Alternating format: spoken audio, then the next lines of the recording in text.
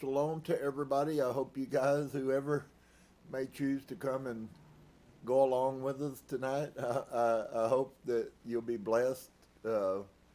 Truly, there's so much that's going on. Many of you are recognizing that there is many uh, facets that seem to be changing quite rapidly. And I think that on one level, at least at this point, we can be quite happy, quite pleased with the shifting. Uh, Something I've noticed is, and I'm not totally sure, I think I know what the significances are, but there seems to be a different expectation, which could also be said as a different hope, um, in the minds of many people. It's not just people that are Trump people. This thing seems, and so there again, it's just my perspective and what I'm seeing. But it seems like to me that there has been something elevated in the spirit realm, is the way I would like to say it. There are many people who all of a sudden, for some reason, have a different expectation, and even those leaders that are in places, it seems as if the new leaders that are coming in, some of them seemingly have a different expectation. And so I think that it's very likely that what we are seeing is the manifestation of the spirit awakening, if you would.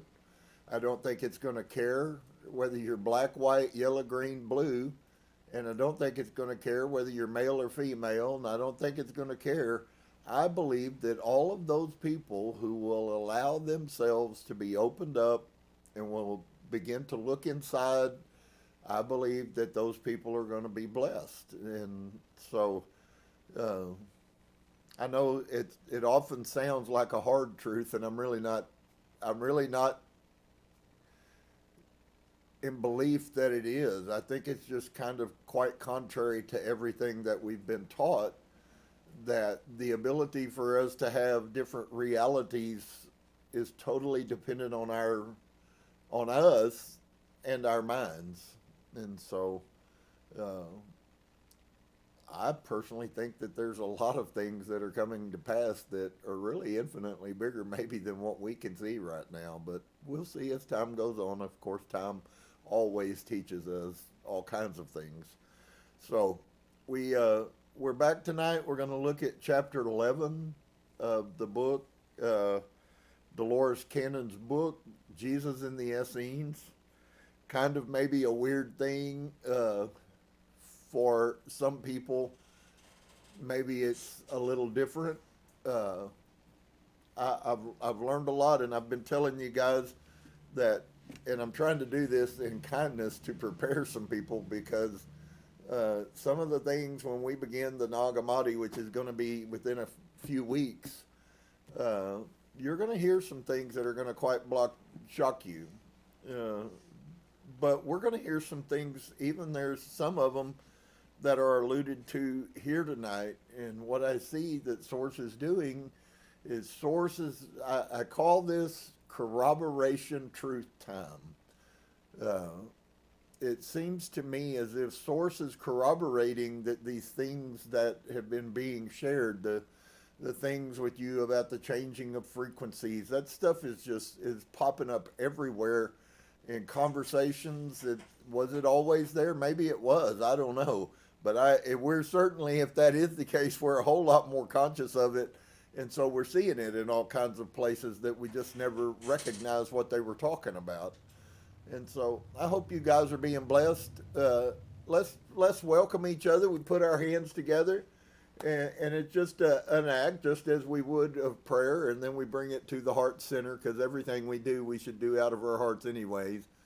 And then the incantation, if you want to use that term, is that may you see the light in me as I see the light in you.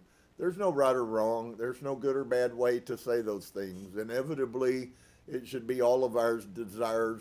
First off, that, of course, we want other people to see our light, but also that we see other people's light. And when we begin to live like that, all of a sudden we begin to see those things manifest that we never saw before. We begin to see favors come here and there. We begin to see people who maybe wouldn't have acted kind or done kindness, that all of a sudden we just see those things. They are synchronicities. They're not accidental. If you follow us and have been with us on the weekends as we've been reading the Kabbalion, then you will very quickly recognize that if there is no chance, then there is a purpose for everything that comes in and out of our lives. And I said it like that on purpose because sometimes some of the things that go out of our life have as huge a purpose as the things that come into our life. And which also then leads credence to the things that are in our life are as important as those who come in or those that go out. We have to find peace wherever we are. And so I hope you guys are doing that. I hope you're experiencing an amazing life. I hope that you're recognizing that Source is in the midst of us. He's never not part of our lives. And so I hope you truly will come to know what it means to be blessed. And I hope that not just for a few people. I hope that for everybody. I would love to see us become a world full of people who actually learned what it was to really love one another. What an amazing place that would be. That would be heaven on earth. I think you could rightly say that the direction we were headed in the hate and the anger and all of those things, that would certainly inevitably have led us to hell. And so as we go along, we're going to continue to allow truth to come. There is certainly a lot of credence to being a truth seeker. You typically are not just a truth finder. People that are finding the truth are finding it because they're looking for it. And so I believe you could very easily be one of those. And if you are, then you have the same heart as we do. So we're going to pick up tonight in the book, chapter 11. I hope I did a little better last week.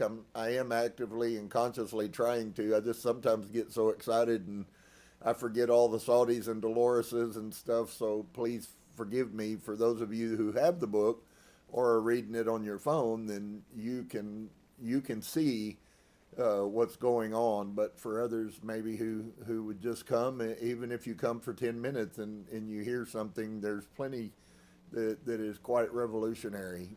One of the things I want to I guess set you up to look for tonight is we're going to encounter a place here, and there's a really beautiful principle. It's never, that I've seen up till this point, it's never really been spoken on specifically, but I hope that you guys will pick up on it. This guy Saudi, who is being channeled, and there's much that we have learned and much that I could say about some of these things. He has some preconceived ideas that we don't have. He was taught them from his earliest age. And so hopefully you will pick up on them and go, wow, that's pretty powerful. The past is real, and the past is the present. The past is also the future. And that's pretty difficult for us to grab a hold of sometimes. So Saudi's sister Sarah, the SSS chapter 11 of the book, if you happen to have it. And so it begins out with, for the most part, strangers were few and far between in Qumran. It wasn't the most happening place, but it was certainly a lot more of a happening place than what we might have been told or what we might have reckoned that it was. It's quite obvious that there was much more going on there than we might have paid attention to in the past. Of course, people talk about the Dead Sea Scrolls, but most people haven't read very much of them and haven't known much about the Essenes. Even a lot of scholars don't. And so Dolores asked this question to Saudi. What about people who were just wandering in the desert area? Would they be allowed to come in and stay for a while? And Saudi responds, he says, not into the main part unless they had been verified by the elders. They would be given food, clothing, and sent on their way. And so Doris then says, this explains some of his reluctance to speak with me about things that they considered secrets. For to him, I was a stranger. Even as long as we had worked together, it was still very difficult to get past this natural built-in defense. Most of those from the outside came because they wanted to be students. They were the ones who wore the red band. It was not easy to become a student at Qumran. The elders would have to know the applicant's reasons, and they would have to pass an examination. Having not passed through this way, Saudi had no way of knowing what the examination consisted of, and the majority of the students were born there, such as the case of Saudi and his sister Sarah. Sarah was no longer at Qumran. She was living at Bethesda, which was located in the area of Jerusalem. I was surprised that she was allowed to leave the community and live elsewhere. And so she starts her discourse with him, and she asks him, Saudi says, of course, this is no prison. 'Twas her desire. It was not her pathway to follow at this time. And so there's inklings of hearing those kind of, we use the term timeline. But if you will stop for just a second and think about what he said that the timeline of her life was not tied to here. And I think that there's much wisdom. I don't know about you guys, so I'm going to digress for a second. I don't want to confuse anybody, but I'm going to digress. Have any of you begun to realize that life and pathways and journeys and the journey of a human experience are something that are not quite the way that we were told they were? The whole concept of us having lived other lives, friends, brings so much for us to have to deal with about what reality is, about what is it to live this life. If I am living a life and I have lived other lives and I will live other lives after this one, then it really does, at least for me, maybe for you, maybe not for you, but it really does open the door to the question of, well, then this must all be for a purpose. And of course you would be correct if you came to that perspective. It is all for a purpose. And life is more than we just come here and we're born and we live our lives and we experience what we experience and we die and we go stand in front of God and God judges us because of how poorly we really all are. That really, it might not be like that at all. And so I hope that you'll see here. He says, of course, this is no prison. It was her desire. It was not her pathway to follow at this time. So when you hear me say things like changing timelines, that's really not a foreign concept. In fact, that's actually a quite ancient concept. They knew what I'm trying to share and expose to people. They knew thousands of years ago. And so she has another life to lead. She met a student here who they described that they wished to be together and were married and left.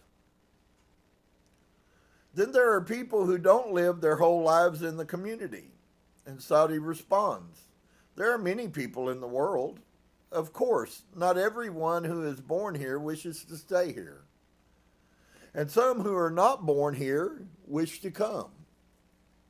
Therefore, it is a take and give situation. He was a student and one of those who was not one of us, but here instead to just learn of us and our belief and have share of our knowledge. He was one of the students from elsewhere. He believed in some of our followings and our teachings, but he was not of us. His father wished him to learn with us, and therefore they sent him to have the experience. And so Dolores says, he was one who wore the red band. He may have to pay something for the experience, but Saudi did not know for certain. He stayed there for 5 years before he and Sarah married and left to live in Bethesda. A student could finish his course of study in 5 years, but it normally took a little longer than that. It depended on the student and his desire to learn and his ability to grasp the concepts. I asked what type of work Sarah's husband did in Bethesda. Saudi responded, he does not do anything. He is rich. And so she writes, I got the feeling he missed his sister and he resented the fact that she left and went so far away. His tone of voice suggested he didn't like discussing it. And so Saudi says his family is well off and they are members of the Sanhedrin. For those of you who may not know who the Sanhedrin is, it is the political leaders, the hierarchy, and also religious Torah leaders for the nation of Israel. The same people that Yeshua constantly had so much trouble with. The same people that the Apostle Paul was part of until his awakening.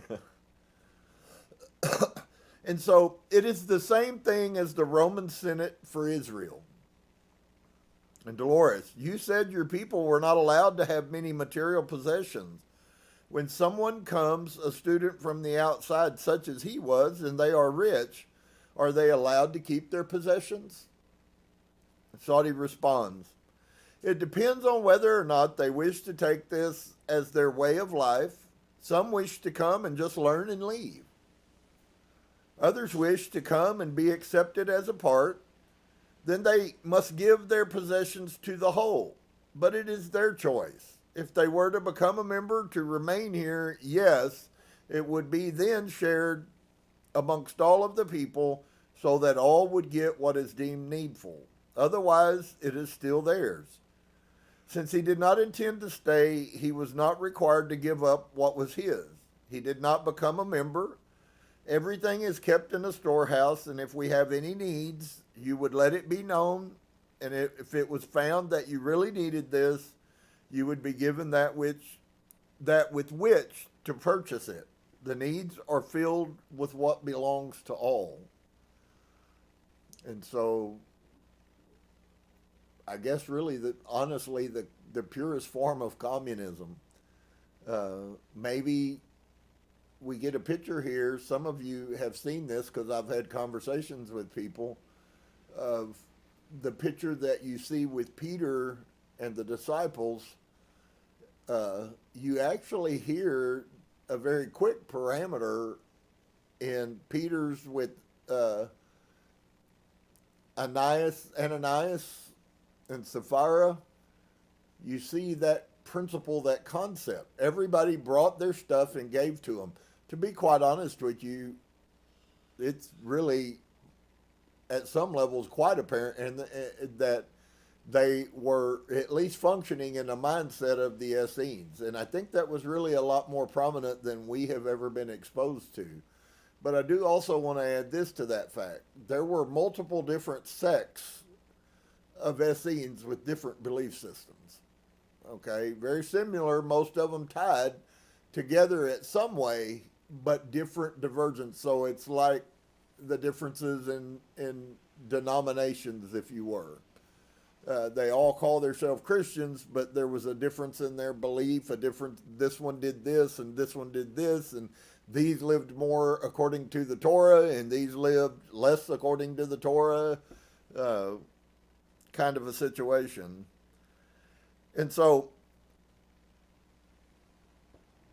everything is kept in a storehouse, and if we have any needs, you would let it be known, and if it was found that you really needed this, you would be given that with which to purchase it. The needs are filled with what belongs to all. And so then Dolores writes, this is apparently where the money came from that Saudi took with him on his first trip to Nazareth. And so Dolores asks, are the possessions or the money ever given back to the owner? And Saudi responds, I've never heard of this being done. The decision to stay takes a long time to be made, and a lot of thought on both, whether or not they are accepted as a member and their own choice. Therefore, I have never heard of anyone after becoming a member wishing to leave. The decision to stay is not made lightly or quickly. It is only done after much thought and asking for guidance and meditation on the latter. All decisions that are made, whether they be made, it does not always require time to make good decisions. Some people are just different. But we give them a chance to make their own mind. It is not always a lot of time, but a lot of at least soul searching is done before the decision is allowed to stand. So it is different from person to person, and there are those who know immediately that this is what they wish for the rest of their life. It is as if they have been born to us. Others, it takes a while for acceptance. And one little spiritual thing I would like to pass along to you guys. It's becoming more and more prominent and evident to me that our journeys, I don't believe it's predestination, but there are stops and places that we are intended to interrupt, to enter into during the course of our life. And the more that you understand what I'm saying about there is no chance, there is a path, and we can modify that path by our thoughts, actions, beliefs, and behaviors. But there is a general path that we are intended to walk on. So it's like, well, you need to end up here. How is that defined? A lot of it could be defined by the concept of us signing soul contracts before we come to this earth. And so in the situation of trying to help people understand that what this soul contract means, the soul contract was signed by your free will. So I've heard a lot of people say, well, God intended for you to be there.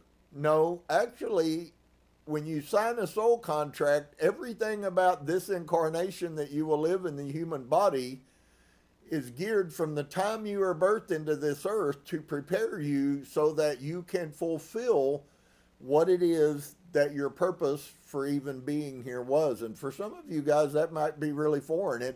I don't say that it's been all that long ago when it was certainly foreign to me, but I have to tell you, I certainly see that there's been many things over the course of my life that brought me to where I am right now. And many of them were going on in the Christian church, and I had no clue what they meant. They didn't mean then what they do now, but they were the exact same things. So just a little side thing for us there. God is not forcing you to do anything. You made a decision, a choice before you ever came here. And so you have spirit guides, thank goodness, that bump your shoulder and try to help you walk in that right path, but even they don't control your free will.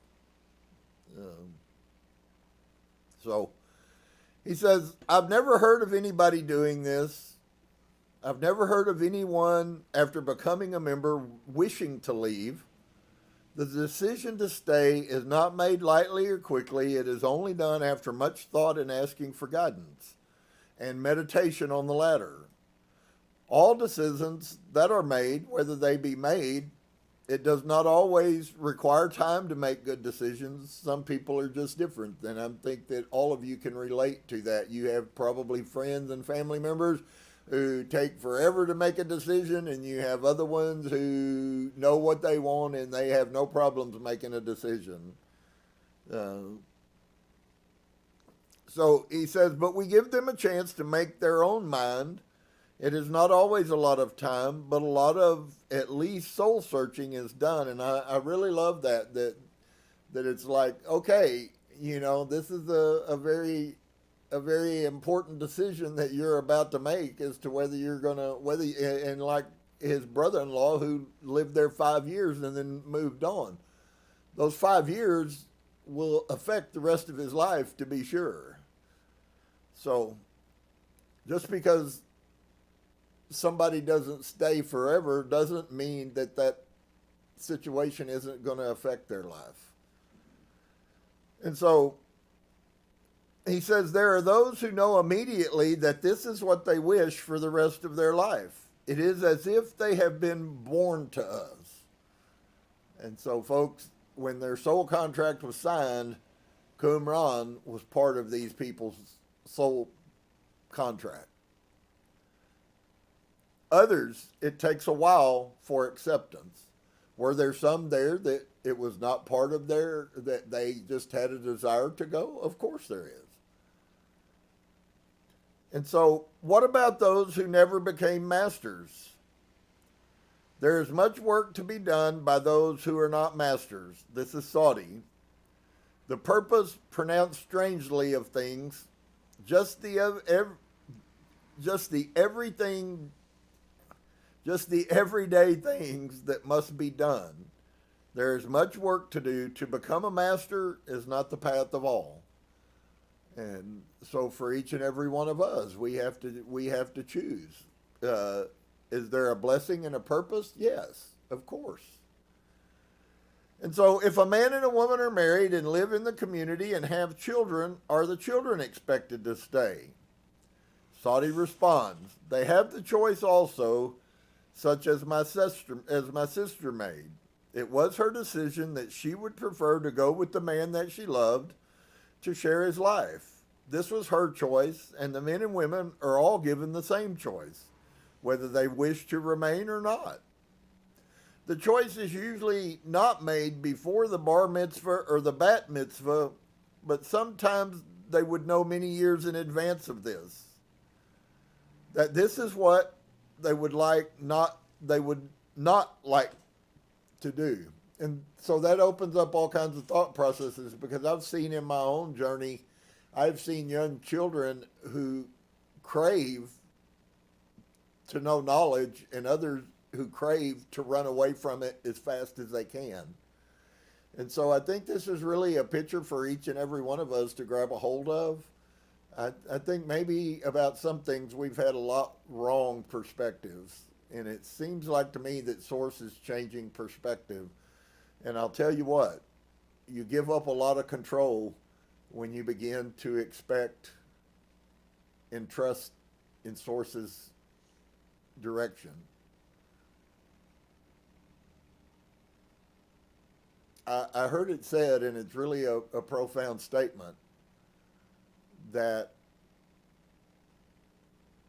we chose our path here, but I'm not real sure any of us really are grabbing a hold of what it might look like for us to be in our pure light form, to know that we have this thing in our life that we need to work on. And I'm talking now in the spirit realm. There's this thing that we need to work on. And so what we need is a little stint on the earth to help us come to terms with, to help us find understanding, to help us get experience that we haven't ever had before. And just so you know, in the spirit realm, many of the things that we experience down here in the spirit realm, you will never experience. That is to say, one of the greatest things that we have, and it probably sounds weird to many of you, but there is a large sector of people who have no problems in sharing that the probability that we truly understand the emotions of a human being in the spirit realm are probably near to non-existent. So all the things that we have down here, we don't possess those things in the spirit realm. If you are a person who has been very geared most of your life to be very emotional, it's very possible that the reason in this incarnation that you are so emotional is because somewhere in you, in the spirit realm, you lacked something that was necessary from emotion. And so those things are really foreign concepts to people who have never been taught any of this. And so I think it really fits for us to really take the time and begin to plug this into our life. We begin to ask ourselves, well, what might this lesson be? What might it really be that I came here to find out, and I just still don't know what it is that I was coming here for? And I think that's a wonderful thing if we end up getting to that point. It's getting to the place that we begin to question. Dear friend, I got to be honest with you. Man, you want to talk about the depth of the lie that our lives are? It's huge. It's huge. I sat 2 days ago and I listened to scholars show pictures and video of some new ancient structures. This is going on quite aggressively all over the world. There is more new stuff being found that we knew nothing about now than there has been. And so they exposed a civilization that existed. Well, here's the amazing thing. The scientist says, with the new technologies that we have now carbon dated the things that are here that were part of this civilization. And the carbon dating tells us that these things were 20,000 years old. Stop and ponder, hold your breath for just a second. 20,000 years old. What does that mean? Well, let me give you a little insight to what the massiveness of that may actually be. We live in the year 2024. Okay? If we go back to the first century, we've only gone 2,000 years. To us, that's so massively old that our minds can't even deal with what it would be to walk around in Israel in Jerusalem cruisers. Okay? In a mere 2,024 years.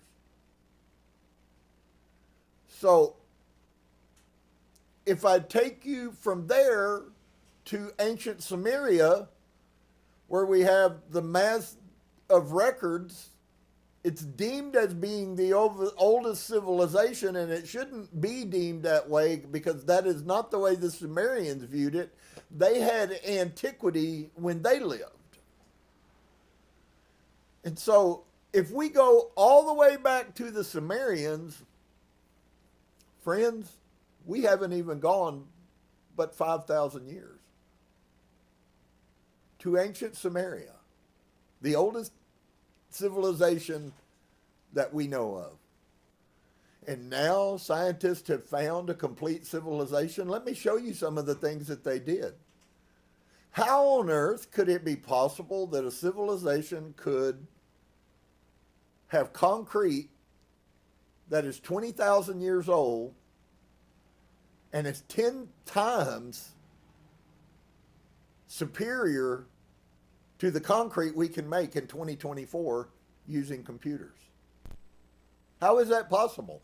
How is it possible for concrete to even exist for 20,000 years? And yet, if you had gotten an opportunity to watch them clean these slabs that are poured on the ground that weigh tons, and look at the quality of that concrete after 20,000 years, that stuff will be there 100,000 years. And so you say, well, God, why are you going off on all of this? And I'm going off on all of this because what is happening is the world is being exposed to us. And so I'm going to say it like this. Many of you may not understand the veil, but the veil is being thinned. I sat tonight eating supper before we did this. And right now in Congress, they are interviewing people about all of the things that our government has been hiding from us about alien forces and how much our government actually encountered aliens. That's going on today. I sat this morning and I listened, and for those of you who'd like to check me, go, please do, because you'll be blessed big time. But I sat and listened to the Pueblo Indians share the story about the man in the red hat, the prophecy that's over 2,000 years old about the man in the red hat. And just so you know, friends, it is still yet, according to the Hopi prophecies, there is a time that is slated as being very close to the man in the red hat, when in one day the whole world is going to see and be taken over by sky beings. I'd like to ask you a question today. If you can know about the mark of the beast, which after 35 years of studying, you still don't know what the heck it means, I'd like to ask you, why don't you know that it was recorded in ancient antiquity that there was a time that was expected when the beings who lived on this earth 20,000 plus years ago come back to live on this earth again? I'd like to ask you, why don't you know that? When we start reading in the Nag Hammadi, and you start finding out that the archons are the creators of this earth, friend, it's going to shock you. And it should shock you even more to your very core that the archons have been known about for tens of thousands of years.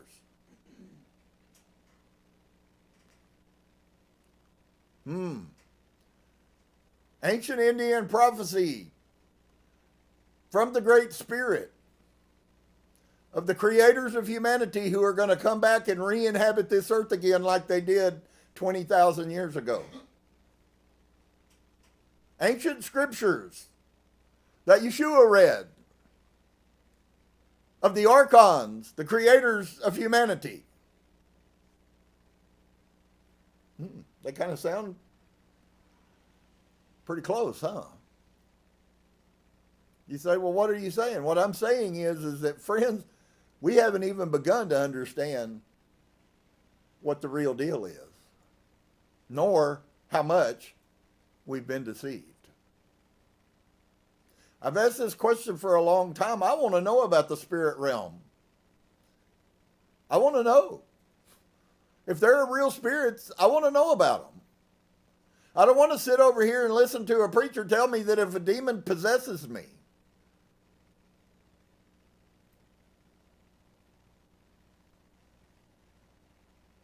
pretty huge things. And I don't know what your journey or what your desire or anything else about what your life is. But I'm telling you, there's a lot of stuff that we've been lied to about that's going to affect our life pretty drastically. There is an elevation going on. There is a raising. This time we live in is so amazing. To watch what has happened in less than a week's time, and I mean in drastic areas. I'm talking about whole media companies that are firing everybody that they have working for them because the lie isn't working anymore. There's something changing in the cosmos. I hope, dear one, that you can see it for yourself. But I am here to tell you tonight that Spirit Force has a plan, and that plan is going to happen. And we might not get to know exactly how that's all going to shake out, but I promise you, knowing that it is going to shake out is a huge benefit.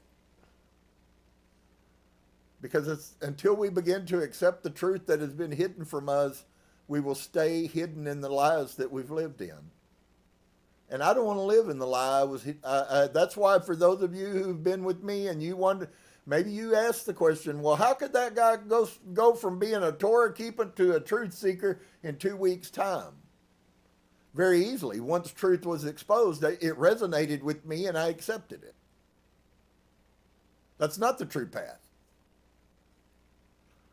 Am I sad that I wasted 45 of my years of my life believing something that wasn't true? I am, but I'm infinitely greater happy that I didn't live 60 years in the lie.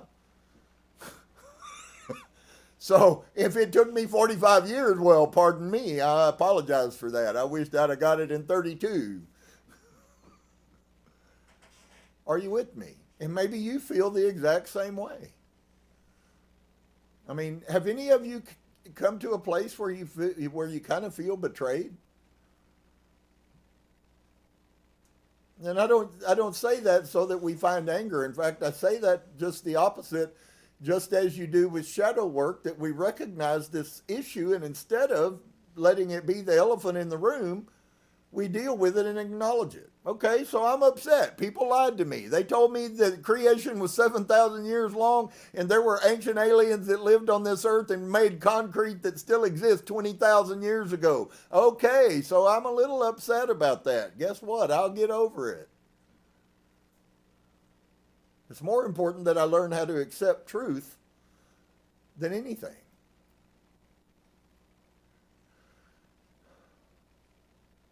And so Saudi says, she asked, what about those who never become masters? And his statement, his response is, there is much work to be done by those who are not masters. There's much work by all of us, friends. Not everybody is a psychic. Not everybody is a spiritual empath. Not everybody, is clairvoyant. But all of us, every single one of us, are a spirit inhabiting a human body that has a purpose for being here. And wouldn't it be amazing if we were taught that from our earliest youth, instead of taught that we're all sinners because Eve ate of the apple of knowledge? Do you understand the manipulation of that whole story? Well, see, I'm jumping ahead. I'm so stoked about what I've read and what I've learned. So I apologize for that. But there's a lot. And so, not everybody has the same calling. I think maybe all of us probably at some levels understand that. Although I used to see a lot in Christianity of people wanting other people's callings, instead of being the best at what their calling was. And so Dolores says, if a man and a woman are married and live in the community and have children, are their children expected to stay? And of course, the answer is no. They don't even have to make a decision until they get to about 13 years old, is typically where the modern Jewish bar mitzvah happens. And then they have the bat mitzvah for the young girls. Understanding the acceptance of that is the acceptance of the Torah, the acceptance of the law. You accept the Torah as rule of your life. That's the bar mitzvah.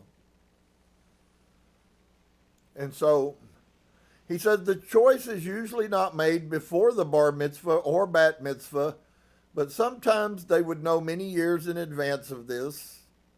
So we see yet again here children who are young who already know their life calling.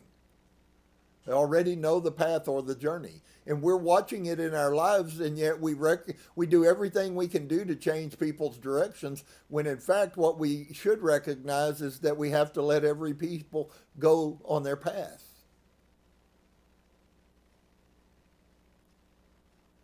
But sometimes they would not know many years in advance of this. That is what they would not like to do. And they would find something else. There are many pathways of the same trail. They all eventually blend together. Once again, really, really foreign to the Christian thought process. And so, because I knew nothing of Jewish customs, I did not immediately catch the significance of this passage, and I was later told that bar mitzvah is the ceremony for boys coming into manhood, since bar means son. But it's here in the book it's bat, but it's actually bat mitzvah, B-A-T. And that means bat means daughter. The bat mitzvah is a fairly recent ritual for girls, which was instituted mainly because of the women's liberation movement. And I was told by a rabbi that this ritual should not be allowed because how can a girl come into manhood? And I feel that although the bat mitzvah has not been observed until recent times, this does not mean that the more liberal Essenes did not observe it during their time at Qumran. And I think the argument is insuffice. Friends, okay, if we go into the study of the Deuteronomist and we can come to an understanding that the Bible did not start when Moses started writing down everything. And for many people, that's a very difficult place to be, because all that we have been taught our whole lives hinges on Moses being the writer of the first 5 books. And as you well know, the creation story is in the first 5 books.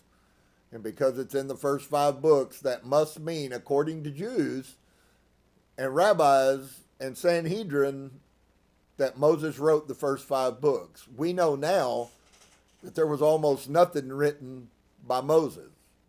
In fact, it's only a handful of scriptures that are actually attributed to him specifically. And so, in our mindsets, we have a fixed mindset. In Christianity, there's certainly a fixed mindset and hierarchy. But it does appear prior to the Deuteronomist, which this all transpired in the reading of Jeremiah that I took you guys through. In fact, it's almost been exactly a year. This time last year, we were reading Jeremiah. And Jeremiah speaks a lot about the scribes corrupting the Torah and the scriptures. A lot of what Jeremiah was reading was not what had been before. Many believe, many will tell you, many scholars will tell you that most of the doctrines that we have in the Old Testament were non-existent prior to that time.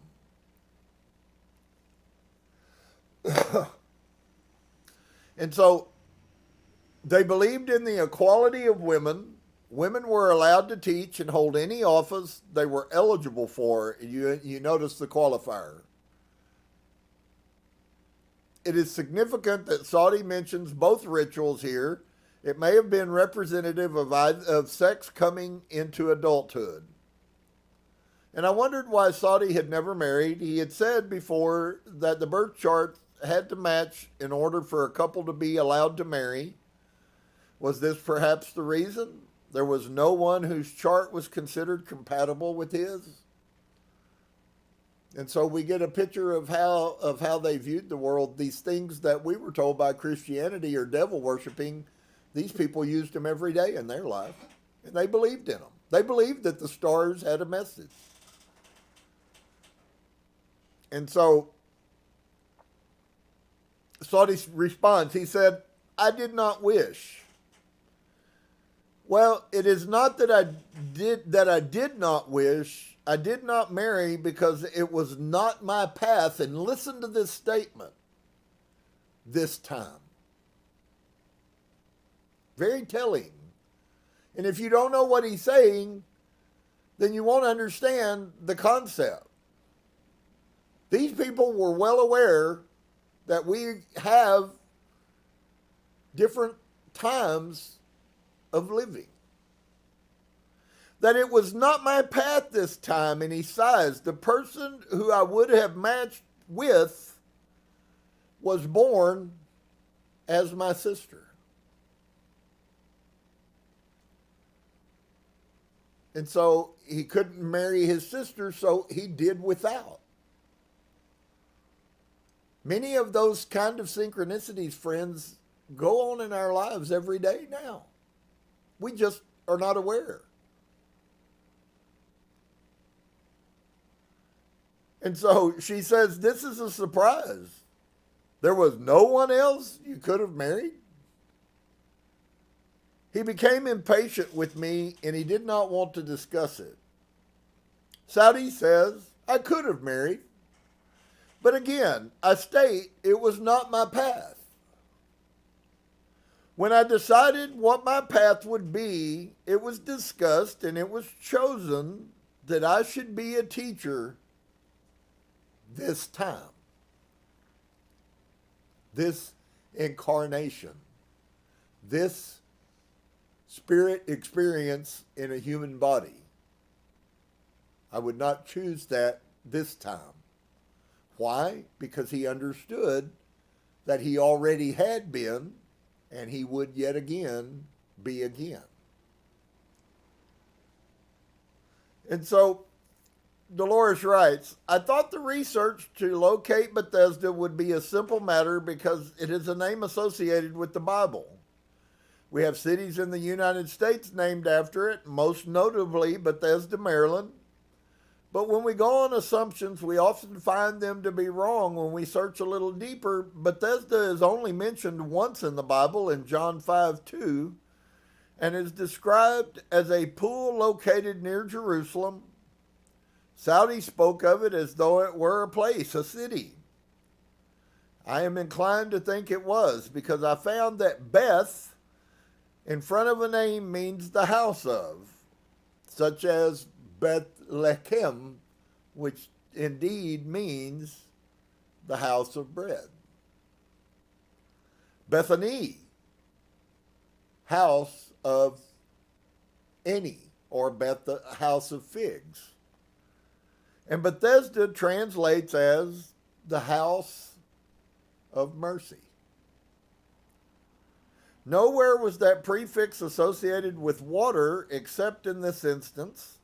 Bible research that shows that the pool was located outside of the old walls of Jerusalem and within the present-day walls.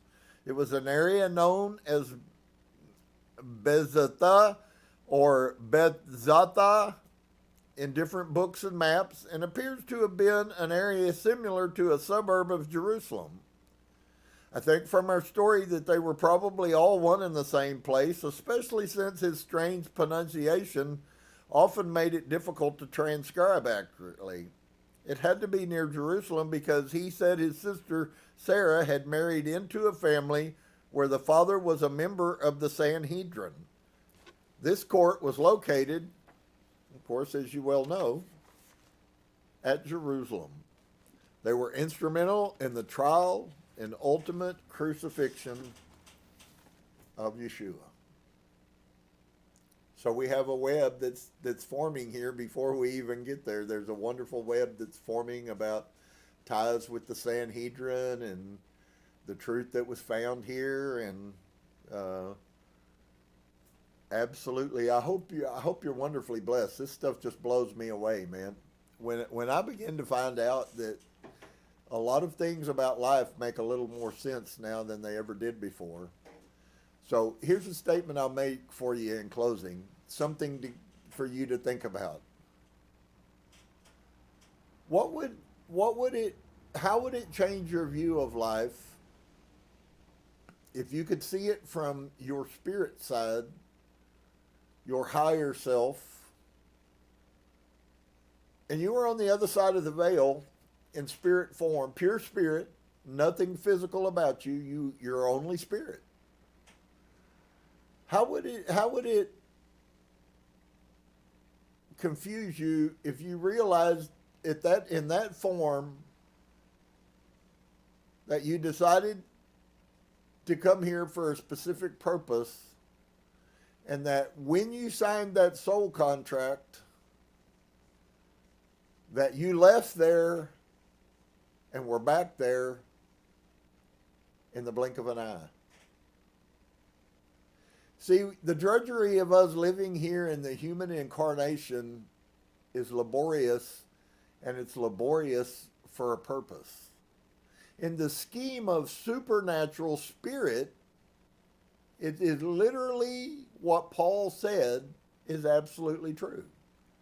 If I light this, I had my smudge pot lit earlier, and as soon as that smoke was gone, it's gone. Well, that's how our incarnations in lives are. So for us living here, 60 years seems like a long time.